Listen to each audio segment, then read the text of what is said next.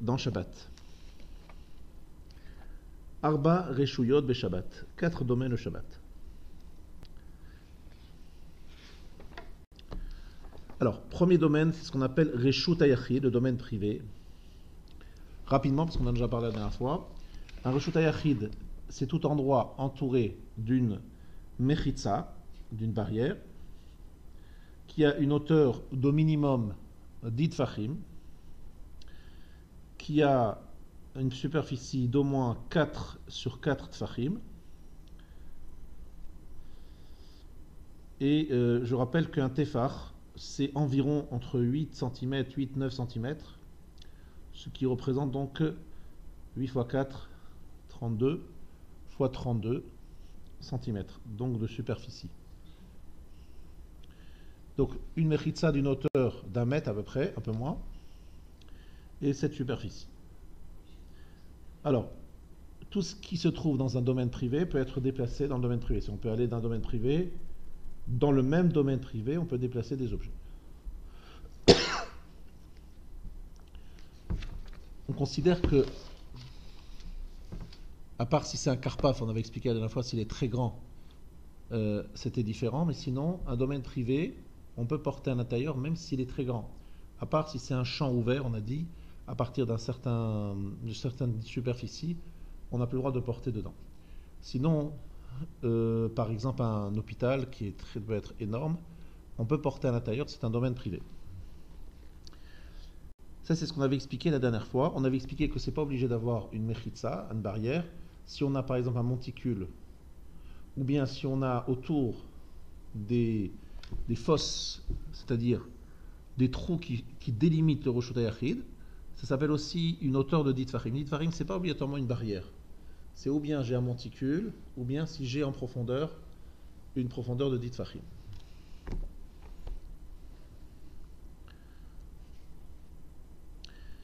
Maintenant, Reshut HaRabim, un domaine public, c'est d'abord un lieu qui n'est pas recouvert d'un toit. Première condition. Deuxième condition, il n'a pas 3 mechitzot, il n'a pas 3 barrières autour, au maximum 2, pas 3. Troisième condition, il traverse la ville de part en part. Quatrième condition, une largeur d'au moins 16 amot. Et certains disent, cinquième condition, qu'il faut 600 000 personnes qui passent le même jour. Donc on a ici 5 conditions, je répète. Pas de toit, qu'il n'y ait pas 3 mechitzot, c'est-à-dire au maximum 2 mechitzot, 2 barrières, pas 4, pas 3, pardon. Même si on n'a pas 4, même si on n'a que 3, c'est déjà. Ensuite, que le Reshut HaRabim traverse la ville de part en part, une largeur d'au moins 16 amot, et certains disent qu'il faut qu'il y ait 600 000 personnes qui passent par jour. Alors, on voit que c'est des conditions difficiles à réaliser. Surtout celle des 600 000 personnes par jour, mais même celle d'une ville, d'un artère qui traverse la ville de part en part. C'est assez rare, bon ça existe, mais c'est assez rare.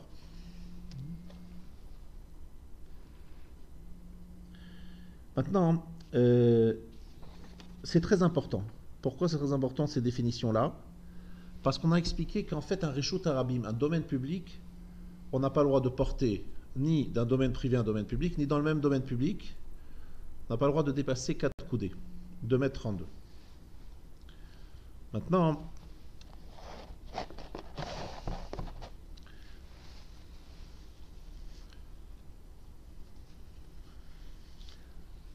on a ce qu'on appelle le Hérouv Chatzerot, le Hérouv qui permet de porter. Ce Hérouv qui permet de porter ne permet de porter que dans un domaine qui est un domaine public Miderabanan. Dans un domaine public qui est Minatora, le Hérouv ne servira à rien. Donc prenons un exemple très simple. Ici à Neuilly, il y a l'avenue Charles de Gaulle. L'avenue Charles de Gaulle, c'est une question de savoir s'il y a 600 000 personnes qui passent. Si on considère que l'avenue Charles de Gaulle continue par la rue de la Grande Armée, la Champs-Élysées, ça traverse Paris de part en part. Et il peut y avoir 600 000 personnes dans une journée. Il y a premièrement une condition de savoir s'il faut que des gens qui sont en voiture ou pas. Considérer, voir si vraiment la ville est traversé de part en part par une rue, parce qu'en fait, il y a au milieu des...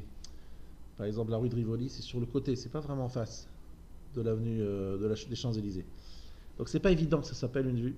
Et c'est quand même une artère très très très très fréquentée. Est-ce qu'on pourrait appeler ça que ce n'est pas un Reshut Harabim? Ce serait très difficile de dire que ce n'est pas un Reshut Harabim, un domaine public d'après la Torah. Donc si c'est le cas, tout héros fait dans Neuilly ne fonctionnerait pas parce que on ne peut pas faire un hérouve lorsqu'il y a une artère pareille. Donc ce qu'il faudrait faire, c'est faire un hérouve d'un côté, un hérouve de l'autre, et faire un passage par le pont de Neuilly, un endroit où la rue, l'avenue Charles de Gaulle est enfouie. Mais de faire un hérouve, même si on le faisait le plus méhoudar possible, le mieux possible, ça dérange parce qu'il y a une artère au milieu qui est un Reshut Harabim de la Torah qui ne pourra jamais être permis par le hérouve. Donc ça pose problème.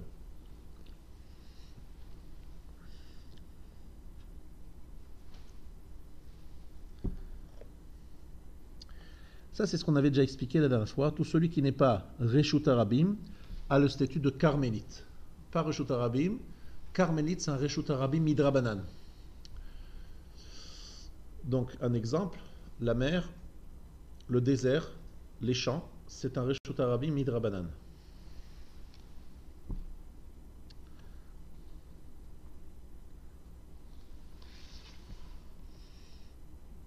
Attention, tout ce qui est Reshut Harabim, ça n'a d'effet que jusqu'à une hauteur de 10 Tfachim. Au-dessus de 10 Tfachim, ça n'a plus le statut de Reshut Harabim. Maintenant, carmélite, c'est donc le Reshut Harabim qu'on a le plus fréquemment l'occasion de voir. D'accord? Les rues habituelles, les petites rues, sont en général carmélites. On n'a pas le droit de porter dedans. On n'a pas le droit de porter d'un domaine privé dedans. On n'a pas le droit de porter d'elle vers un domaine privé. Et on n'a pas le droit de porter plus que 2 mètres en 2. Tout ça, c'est exact. Mais c'est seulement midrabanan. Si je fais un hérouv Hatzerot, exemple, j'ai une muraille, comme dans certaines vieilles villes, et une muraille qui entoure tout, c'est un domaine privé. C'est pas un Reshut Harabim, c'est pas un carmélite, c'est un Reshut Hayachid. S'il y a une muraille tout autour, ça devient un domaine privé.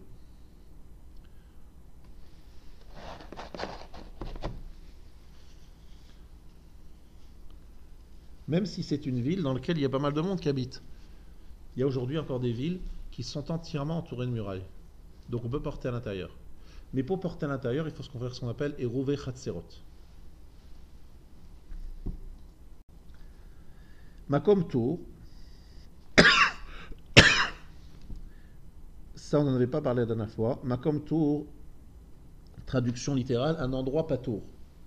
Ça veut dire quoi un endroit patour? C'est un lieu dans un Reshut Harabim qui a une superficie de moins de 4 sur 4 Tfachim et qui a une hauteur, depuis le domaine public, d'une hauteur d'au moins 3 Tfachim. À partir de 3 Tfachim, et avec une superficie de moins de 4 sur 4 Tfachim, ça a le statut de Makom Tour. Si on veut prendre des exemples concrets, on trouvera dans la rue des fois des poteaux qui sont d'une hauteur de minimum 3 Tfachim. On peut des fois avoir des boîtes aux lettres. On peut avoir des poteaux qui sont dans la rue là et qui sont d'une hauteur de 3 Tfachim, mais qui ont une superficie très courte, très étroite. Ils ont le statut de Makom Tour.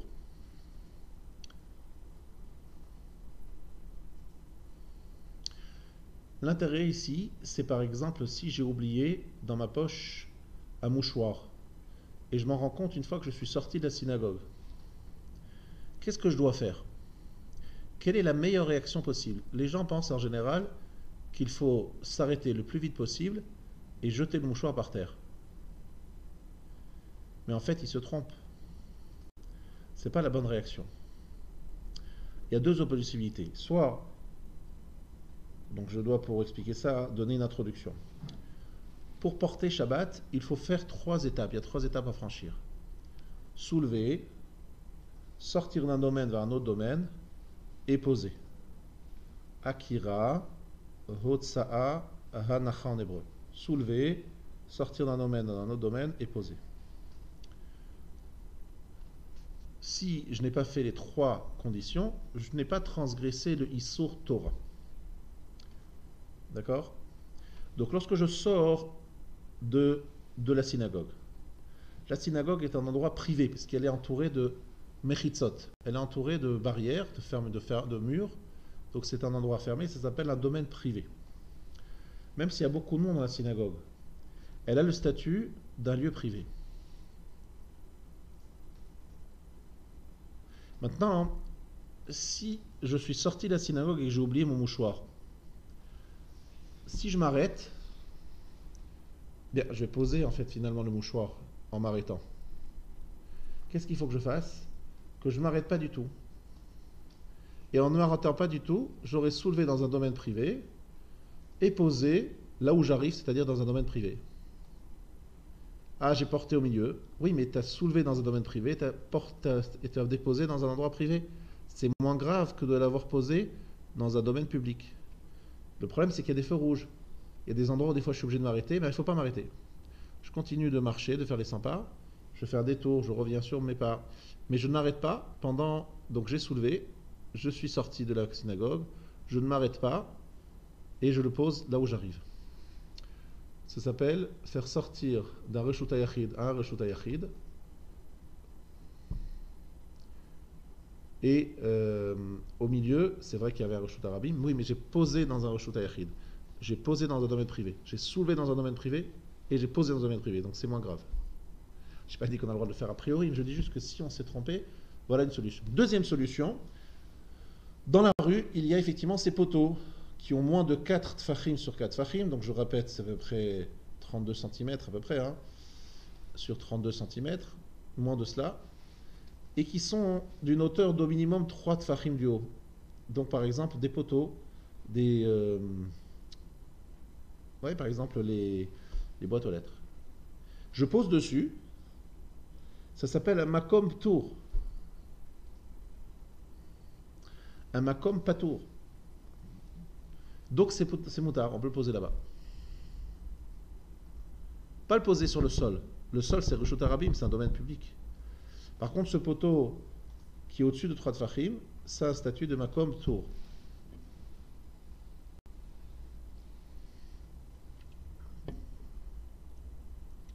Voilà ici. C'est le statut de. Donc on a résumé 4 reshuyot, 4 domaines. Domaine privé, domaine public, carmélite, qui est en fait un domaine public selon les sages, mais qui ne l'est pas selon la Torah, et makom ptour, les 4 domaines de la Torah.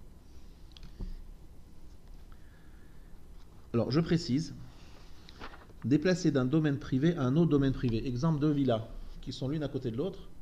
Est-ce qu'on a le droit de se lancer un objet d'une villa à l'autre, au-dessus du mur? Il n'y a rien au milieu entre les deux villas. Les deux villas sont contiguës. Est-ce qu'on a le droit de jeter un objet d'une villa à une autre villa? La réponse est non. Il faut faire un hérouv. Là, évidemment, Minatora, il n'y a aucun problème. Les deux sont un domaine privé. C'est les Chachamim qui ont dit on t'impose un hérouv. Hérouv, c'est quoi de nouveau? Rappelons-nous, c'est prendre des matzot, prendre du pain, et les poser chez l'un des deux, s'associer sur ce pain avant Shabbat avec des conditions bien particulières que je ne vais pas ici développer. Mais une fois qu'on a fait ce hérouv, on peut porter d'un domaine privé à un autre domaine privé. D'un domaine public à un autre domaine public, je vous rappelle, c'est toujours le même problème. C'est dépasser 2,32 m, 4 coudées, c'est interdit, même dans un domaine public. D'accord?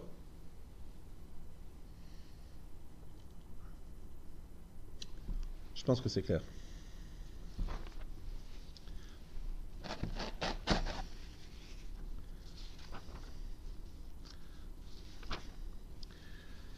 Alors, maintenant, une fois qu'on a posé ces 4 domaines, ces 4 reshuyot, il s'agit maintenant de savoir qu'est-ce qu'on appelle porter.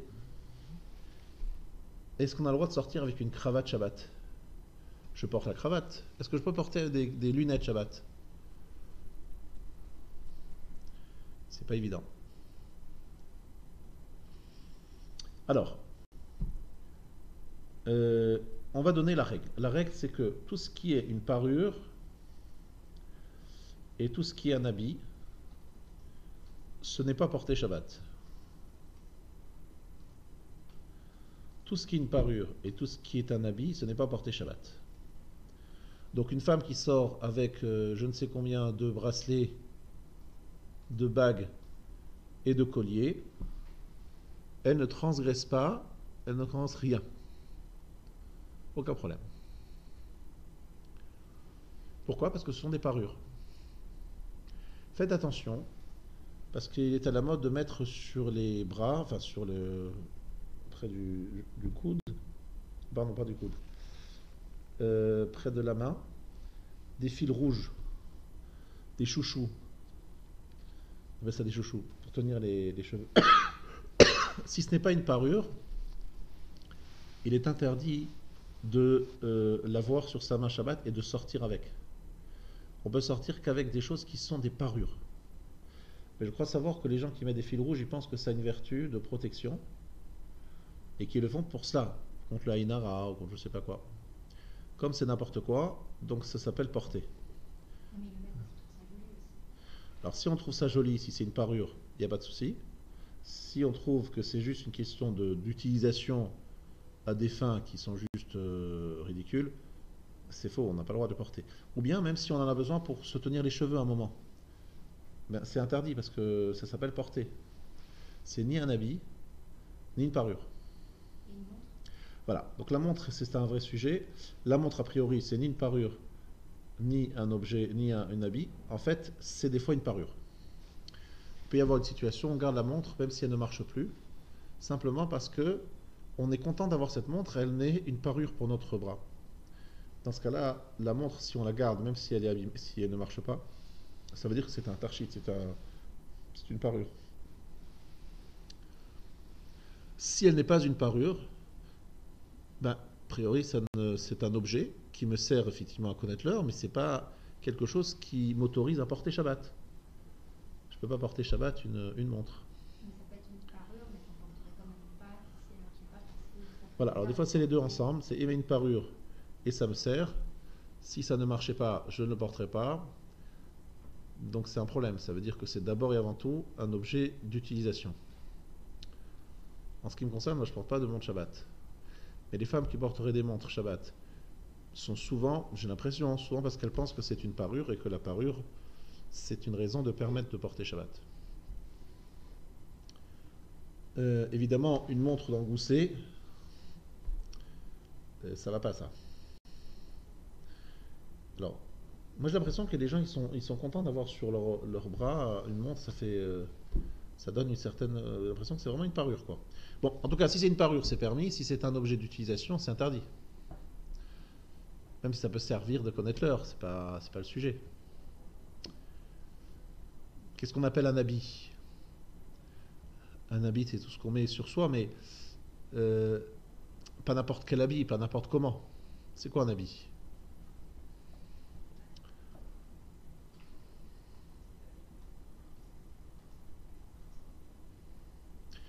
Alors, évidemment, tous les habits qu'on met sur soi et qui sont mis d'une façon classique et normale, c'est des habits. Il n'y a pas de souci là-dessus.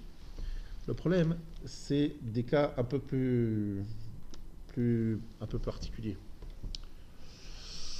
Alors, d'abord, regardons ce qui se passe avec les lunettes. Les lunettes, c'est pas un habit, mais c'est quelque chose qu'on met tout le temps. Si c'est le cas, on la met tout le temps, tout le temps. On peut sortir avec dans le Reshut Harabim, dans le domaine public. On peut porter, quoi, ça ne s'appelle pas porter, à condition qu'on la mette tout le temps. Si c'est une lunette de vue, de près, pour lire, je peux pas me dire, ah oui, mais comme je vais lire à la synagogue, je vais les porter. Non. Dans la rue, ça ne te sert à rien, même ça t'embête, donc tu ne peux pas les porter. Alors la montre, c'est une parure. Les lunettes, c'est pas une parure. Les lunettes, il faut qu'elles soient vraiment utilisées tout le temps. C'est devenu donc quelque chose qui fait partie de mon habillement. Ça veut dire que c'est partie de moi. C'est une partie de mon. C'est comme un peu un habit quoi. C'est pas un tarchit, c'est pas une parure, mais c'est comme un habit. C'est comme quelque chose qui me sert quoi, qui me sert à couvrir mon corps, peu importe dans quel but.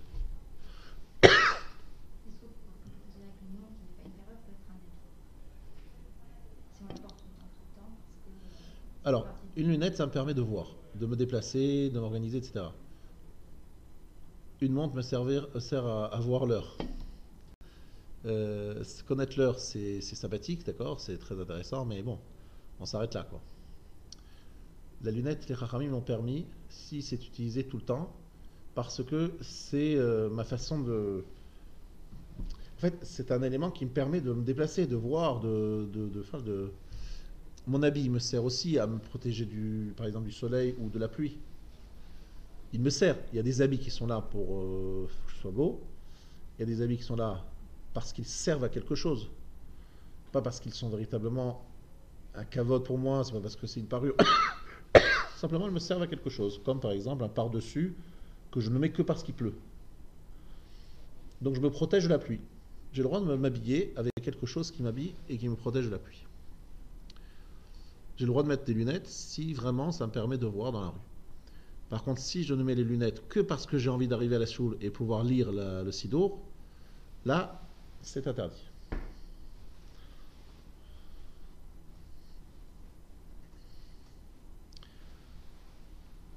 Maintenant, même si ces lunettes, elles sont pas belles, hein, vous avez compris, c'est pas une parure. C'est une forme d'habillement. La lacha me dit de mettre la kippa, c'est pas porté. La lacha me dit de mettre le talit katan. Sur les bords du talit katan, il y a le tzitzit. Les tzitzit, il me sert à quoi en tant qu'habit? Donc l'habit est composé de tzitzit. Si c'est un tzitzit kasher, j'ai le droit de sortir avec. Si le tzitzit n'est pas kasher, j'ai pas le droit de le mettre sur moi, et en plus je porte en le mettant sur moi.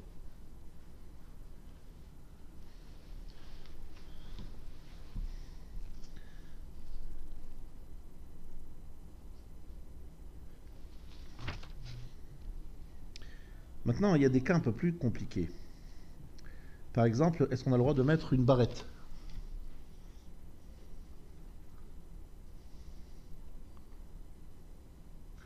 Une barrette pour tenir une kippa. Une barrette pour tenir les cheveux. Est-ce que c'est un habit? Est-ce que c'est une parure? Alors il y a des barrettes qui sont très belles, mais il y a des barrettes qui sont très simples. Alors est-ce qu'on a le droit de mettre une barrette dans les cheveux? La réponse, oui. Mutar leisha liten sika besara. Elle a le droit de mettre effectivement une sorte de... Alors une barrette, c'est un grand mot, des fois c'est beaucoup plus simple, c'est une sorte de... C'est afin de tenir les cheveux. Un serre-tête, c'est autorisé également. Ce qu'il faut pour tenir les cheveux. Et par rapport aux parures, c'est pour un enfant qui sortira. Évidemment, ce n'est pas quelque chose d'important, mais pour lui, c'est important. Pour lui, c'est une parure. Est-ce qu'on prend en compte la personne? Oui, si pour un enfant c'est une parure, même si pour moi c'est pas une parure, c'est pas grave. L'enfant peut sortir avec ce qui est pour lui une parure. C'est pas une question aussi de valeur, hein. Vous pouvez avoir une parure qui a peu de valeur. Mais vous y attachez une valeur, vous sentez que vous êtes rehaussé par cette chose-là, peu importe pourquoi. Par exemple les pins qu'on met sur un costume. A priori c'est porté, mais c'est peut-être un tarchit, je sais pas, c'est une parure. J'ai l'impression que les gens qui le mettent, ils trouvent ça, c'est une parure. On pourrait par exemple une petite pochette que les hommes mettent dans la poche. Alors la pochette, on met en général les choses cousues. Aujourd'hui, il y a des petites fausses pochettes qui sont cousues. Ça, c'est pas un problème. Mais les vrais. Les vrais, c'est-à-dire lesquels on met juste un... Oui. Il y en a qui disent que c'est tarchit aussi, que c'est pas importé parce que c'est une parure. D'autres disent, et ce que je pense aussi, c'est qu'il vaut mieux quand même les coudre. Comme ça résout des problèmes. Parce que comme c'est en même temps pour faire beau, est-ce que ça peut être utilisé comme mouchoir? En fait, c'était un peu ça l'idée, je sais pas. Je sais pas exactement l'utilisation aujourd'hui. Mais c'est vrai que si c'est que pour faire beau, on pourrait dire que c'est un tarchit, c'est une parure. Est-ce qu'un homme, il a des parures? Est-ce qu'on peut parler de parure chez un homme? Une cravate, c'est une parure. Ça sert à rien, une cravate. Il y a des hommes qui ont des bracelets, il y a des hommes qui ont des colliers. De façon générale, aujourd'hui, on est mati. On permet les femmes, les hommes aussi qui ont des bagues, des alliances. Aujourd'hui, on permet, on s'appuie sur une des chitotes qui dit qu'effectivement, l'homme aussi a ce qu'on appelle un tarchit, une parure. Des boutons de manchette, ça peut être aussi une parure. C'est une parure. Ça sert aussi à tenir la chemise, mais c'est une parure. Donc on a le droit de sortir avec.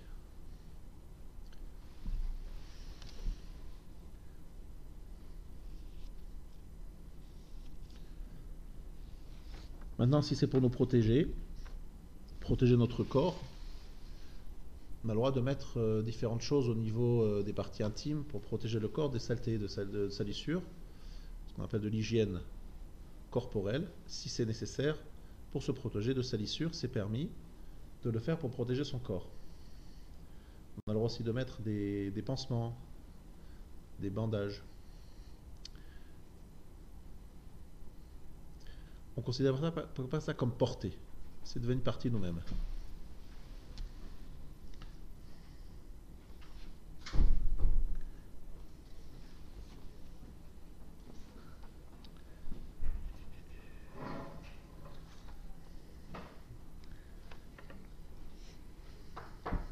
Il y a tout un problème avec les lunettes de soleil. Les lunettes de soleil, ça pose problème parce que les lunettes de soleil, alors on va bien se le dire, les lunettes de soleil, c'est vrai que ça sert. C'est comme des fois, on est vraiment agressé par la luminosité, par la force des rayons du soleil. Mais en fait, il y a un problème, c'est que les Chachamim ont dit, dans les lunettes de soleil, on a un risque de les enlever, ou parce qu'il y a un nuage, ou parce que on a rencontré quelqu'un, on l'a salué, on a enlevé les lunettes, et après d'oublier de les remettre.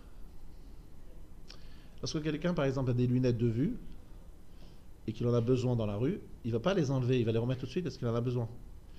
Les lunettes de soleil, des fois on a besoin, des fois on n'a pas besoin. On peut au début les en avoir besoin parce qu'il y a beaucoup de soleil, puis après il fait sombre. Ou bien on a rencontré quelqu'un, on a oublié de les remettre. Donc les lunettes de soleil, c'est problématique. À part si quelqu'un a vraiment une grande souffrance à cause du soleil. J'ai entendu des gens qui m'ont dit lorsqu'ils ont des lentilles, c'est très pénible. Certaines lentilles, on m'a dit, lorsqu'il y a du soleil. Donc le Ben Ishra, il permet lorsqu'il y a une véritable souffrance au niveau des yeux. Mais sinon, pas évident. Parce que vraiment, j'ai vu devant moi, j'ai vu plusieurs fois des gens oublier, ou bien même des gants. Il y a des endroits où il fait tellement froid que la vérité, c'est impossible de sortir sans gants. Les gants sont vraiment indispensables, donc on ne risque pas de les oublier. Il y a d'autres endroits où les gants, c'est un peu pour être classe, quoi. J'ai des gants, je rencontre quelqu'un, je le salue, j'enlève les gants. Et après, j'oublie de les remettre. Ou bien je marche quelque part, puis je les remets après. Donc ça, j'en dis, il y a une xéra, un décret des Chachamim, de ne pas sortir avec des choses qu'on risquerait d'oublier de remettre.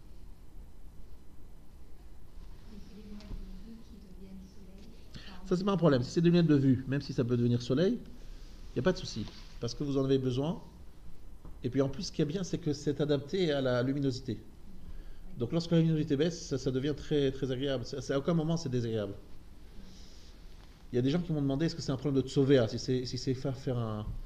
Est-ce qu'il y a un problème de timbre, Shabbat? Je sors avec des lunettes qui vont changer de couleur. Est-ce qu'il y a un problème de teindre, Shabbat? Pas avec des lunettes de soleil en tout cas. Il y a un problème de teindre en général, mais pas avec des lunettes de soleil, c'est pas un problème. Même si elles changent de teinte, ça ne s'appelle pas teindre. Donc ça, c'est pas un problème. Le problème, c'est qu'effectivement, le peur d'oublier. Il y a des choses qu'on peut porter, a priori, c'est un habit. C'est vrai, c'est un gant, c'est des lunettes de soleil, c'est des habits. Mais en même temps, on a peur qu'on vienne à les porter.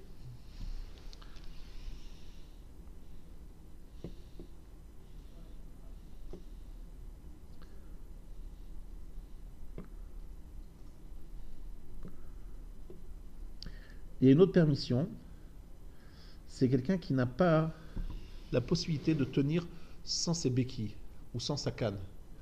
Il ne tient pas. Il tombe. Il n'a pas d'assise avec sur deux pieds. Il a besoin de sa canne ou de ses béquilles. Dans ce cas-là, c'est autorisé de sortir avec une canne et une béquille.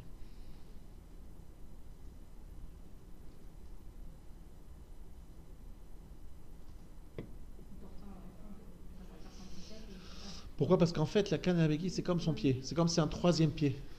C'est comme un troisième pied. On parle évidemment d'un cas où il ne peut pas, il n'y a pas de possibilité, il ne peut pas sans canne, il ne peut pas sans béquille. Impossible. Les gens qui ont des sortes de déambulateurs. Déambulateur aussi, s'il ne peut pas sans ça. Même une chaise roulante. Même chez moi. Ouais. Le problème de la chaise roulante, c'est que s'il sort avec, il se porte lui-même. C'est pas tellement la chaise le problème c'est lui-même. Lorsqu'il roule avec sa chaise, il roule avec son corps en fait. Son corps se déplace, il porte son corps en fait. Mais nous-mêmes, il me semble que Alors voilà, c'est lorsque nous on marche, on porte notre corps, mais on marche. Là, vous n'êtes pas en marche, vous êtes sur une chaise roulante et vous faites déplacer la chaise. Il y a un vrai problème aujourd'hui pour les gens qui sont dans un handicap ou qui sont malades, pour venir à la synagogue Shabbat. Est-ce qu'on peut prendre un goy pour les porter et les amener à la synagogue? Je dirais que là-dessus, il faut poser la question à Rav, mais que de façon générale, les rabbinim l'interdiront, mais je préfère qu'on pose la question à Rav sur ce sujet, parce que il y a beaucoup de détails. Mais d'une façon générale, demander à un goy de nous faire une melacha, un travail Shabbat, est interdit. Alors c'est vrai qu'ici, c'est un peu plus léger, parce que c'est une personne vivante, Chai Noseh Tatzmo, mais il faut voir s'il est malade, si on dit Chai Noseh Tatzmo. Bref, je ne vais pas rentrer dans trop de détails, mais d'être porté par un non-juif Shabbat, ou bien que des non-juifs sortent nos enfants Shabbat, vous savez, vous avez une Brit Mila et Bar Mitzvah, Shabbat, vous êtes dans l'hôtel, et le repas de Bar Mitzvah il se fait à la synagogue, dans la salle synagogue. Vous demandez à un goy de vous amener l'enfant depuis l'hôtel jusqu'à la salle de fête. C'est autorisé ça? Vous demandez à un goy de porter à votre place votre enfant. c'est la même chose qu'une melacha. On ne peut pas demander à un goy de faire une melacha pour nous Shabbat. Mais vous dites c'est shvut de shvut, une melacha de Rabbanan, puisque les rues sont étroites, sont petites, elles n'ont pas le statut de Reshut Harabim. Pas évident de statuer là-dessus. Évidemment, je dirais non. Moi, je dirais que c'est assaut. Utiliser un non-juif pour porter Shabbat, c'est un problème. Si l'enfant marche, par exemple, s'il sait marcher, et qu'il peut marcher en fait. En fait, il peut marcher, mais il a la flemme. Elle le porte par exemple par confort pour elle, elle va aller plus vite, j'en sais rien moi. On lui demande Dans ce cas-là, vous êtes à deux, vous prenez chacun une main et vous mettez les pieds par terre. Vous mettez juste en toujours les pieds touchent le sol. Et on peut le traîner comme ça? Si les pieds qui touchent le sol, il n'y a pas de problème.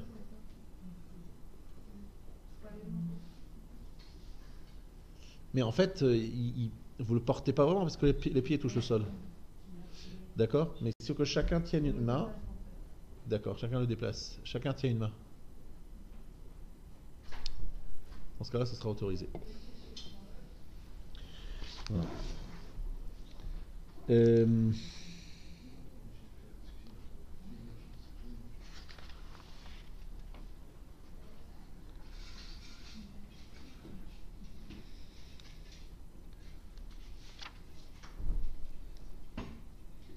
Quand on est au sein même d'un parc, les barrières autour, c'est pas considéré comme fermé. On ne peut pas porter l'enfant dans le parc. Alors, un parc qui a les barrières autour, ça dépend quelle est sa dimension. S'il a moins de 25 sur 50, en général, les parcs ils sont plus larges que ça. Ce qu'on appelle Carpef. C'est en fait de porter vers le parc. De toute manière, ce sera assourd parce que le parc, pour y arriver, vous allez passer par un domaine public. Oui, non, c'est sûr. Une fois qu'on est dans le parc, par exemple, J'ai compris. Ouais. Ça peut poser problème, effectivement, si on est dans un parc, s'il est très large. De porter dans le parc lui-même, maintenant de porter vers le parc, ça sera aussi assaut. Ouais. Et à partir du moment où ça a une certaine dimension, ça pose problème. Ça peut poser problème.